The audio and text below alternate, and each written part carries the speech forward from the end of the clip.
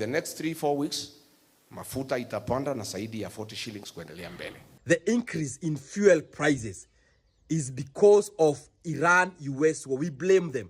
Mambo ya fuel kuongezwa. And here on The Explainer, the breaking news just in, the news we've all been waiting for in the country. The new petroleum retail prices are out for the next 1 month.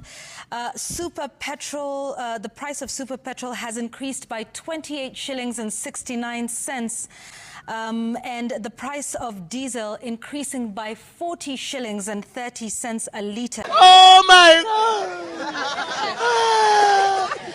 Musiabia wa Kenya tu story ya Iran kabla hamujapeana subsidy, kabla kodi ya VAT ya mafuta haijapelekwa chini ama kuondolewa kabisa, na kabla waziri wa transport haja reduce fuel levy.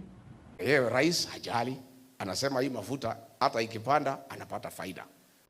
Tunataka ireduciwe. Hizo vitu haifai kuongezwa. Haifai. Wacha waongeze vitu zingine. Kwa hivyo nyinyi watu ambao mko serikali, sisi tunawapea mawaidha free.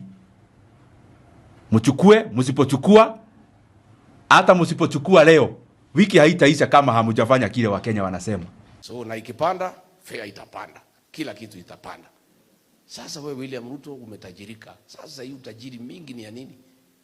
Si umeumiza sisi ya kutosha. Tafadhali tosheka na ile umepata. Hiyo inatosha wewe. Sasa hii ya mafuta umesema iongezwe hata ifike pesa ngapi? Wewe ujali. Tafadhali mchukue ujumbe haraka haraka. Na kwa sababu muna consult, ni vizuri mjue Wakenya wamesema hivyo. Mkiconsult nyinyi watu wa serikali mkiwa na suti kwa maofisi, mjue consultation ya Wakenya inaendelea. Na consultation ya Wakenya ni kwamba msituambie mambo ya kuongeza mafuta bei kabla hamujaweka subsidy, na kama hamujaondoa kodi ya mafuta ya VAT, na kama hamujateremsha. He wants fuel increase to be up to 40 shillings, and it will happen in the next few weeks. Per liter it will go up to 40 shillings or even beyond.